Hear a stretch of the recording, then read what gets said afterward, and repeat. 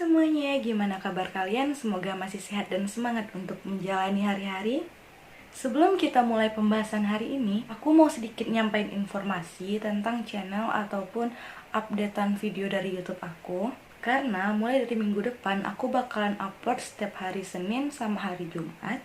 Dan setiap hari Senin aku bakalan upload tentang kesehatan, dan hari Jumat aku bakalan upload tentang misteri. Ini bakal berlaku untuk minggu depan ya. Dan untuk jadwal jam tayangnya, aku bakalan upload sekitar subuh ataupun selesai sholat subuh sekitar jam setengah 6. Karena di daerah aku, khususnya di rumah aku, jaringannya emang lagi lemot banget. Dan jaringan baru bagus sekitar jam 1 sampai jam 6 subuh. Habis itu jaringannya nggak jelas. Jadi jam segitu aku baru bisa upload. Jadi paginya kalian semua udah bisa nonton video dari aku. Terima kasih. By the way guys, kita masih di rumah aja, masih stay at home. Siapa yang udah bosan kayak aku? Dan kegiatan kalian apa di rumah untuk ngilangin bosan? Karena aku udah bosan banget. Tidur, baring, makan, gitu-gitu aja, main handphone. Dan kalian biasanya untuk ngisi kebosanan kalian ngapain? Kalian bisa komen di bawah, karena aku butuh saran dari kalian. Siapa nih yang di rumah jarang banget olahraga? Karena aku juga termasuk golongan yang malas olahraga. Dan selama social distancing aku udah naik 5 kilo. Kalian udah naik berapa kilo? Kalian bisa komen di bawah. Walaupun sekarang pemerintah telah menganjurkan untuk kita stay at home, kita di rumah aja, tapi kita tetap harus keluar. Kadang kita harus beli bahan makanan, terus untuk cek kesehatan ataupun hal-hal penting lainnya. Dan hari ini aku bakalan bahas tentang protokol-protokol kesehatan, protokol keluar rumah, protokol masuk rumah, dan protokol isolasi mandiri. Dan di mana protokol ini telah dikeluarkan oleh Kemenkes atau Kementerian Kesehatan, BNPB Badan Nasional Penanggulangan Bencana, dan Germas Gerakan Masyarakat Hidup Sehat. Oke, yang pertama adalah protokol keluar rumah selama COVID-19. Yang pertama, usahakan menggunakan jaket ataupun baju yang berlengan panjang. Lalu yang kedua, usahakan untuk tidak menggunakan aksesoris seperti perhiasan ataupun jika handphone, keluarkan jika hanya perlu agar tidak terpapar oleh udara luar. Lalu yang ketiga adalah menggunakan masker sebelum keluar rumah. Jadi maskernya jangan kita pakai waktu kita udah di jalan atau udah di tempat keramaian, tapi kita menggunakan masker sebelum kita keluar dari rumah. Lalu selanjutnya usahakan untuk tidak menggunakan transportasi umum, karena kita tahu di transportasi umum itu ada banyak orang dan kita nggak tahu dia itu positif corona atau enggak, ataupun ada virus-virus lainnya. Jadi untuk meminimalisir untuk tidak terkena virus-virus yang ada di luar, usahakan untuk menggunakan transportasi sendiri seperti motor, mobil, atau lainnya. Lalu selanjutnya selalu membuat tisu. Jika kamu ingin memegang permukaan apapun, gunakan tisu sebagai alas di tanganmu, seperti, bentar ya aku ambil alat-alatnya.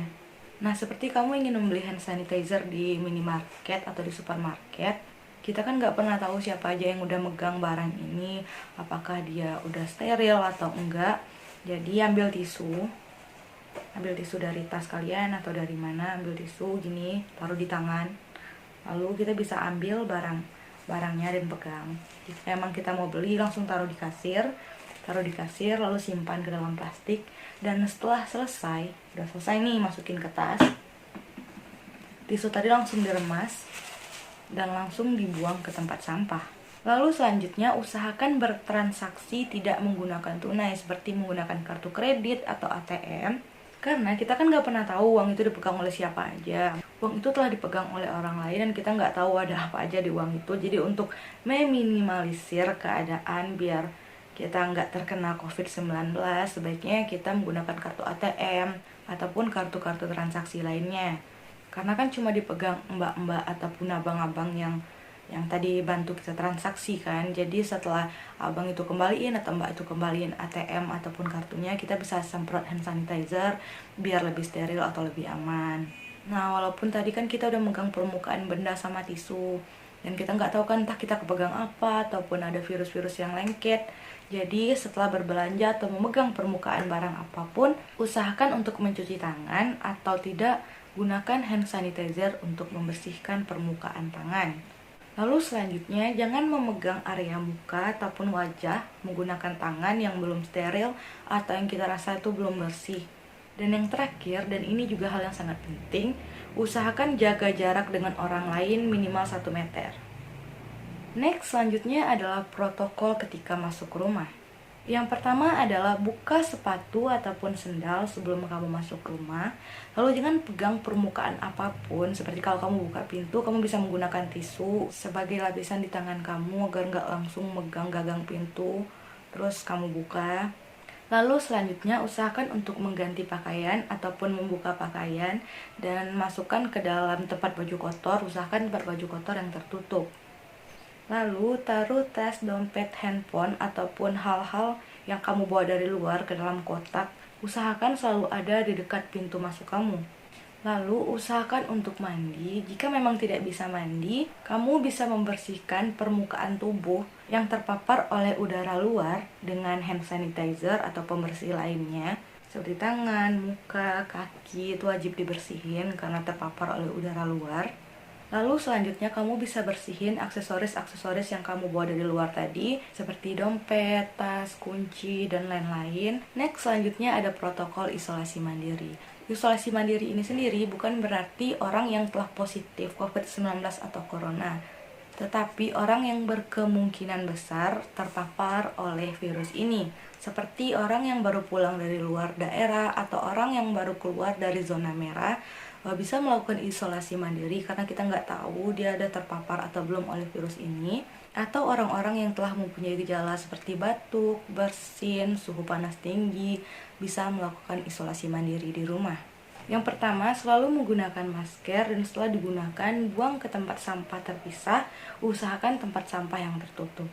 Jika kamu sakit atau mempunyai gejala seperti flu, batuk, ataupun demam tinggi, jangan keluar ataupun ke sekolah, bekerja, atau ke pasar untuk mengurangi penularan virus.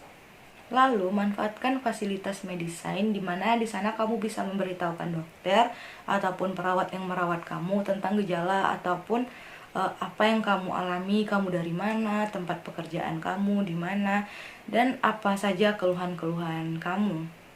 Selama isolasi mandiri di rumah, gunakan satu ruangan atau kamar khusus untuk kamu sendiri dan jaga jarak dengan keluargamu minimal 1 meter. Lalu, tentukan jadwal waktu mengukur suhu tubuh harian dan amati flu dan batuk kamu setiap hari apakah lebih parah atau tidak.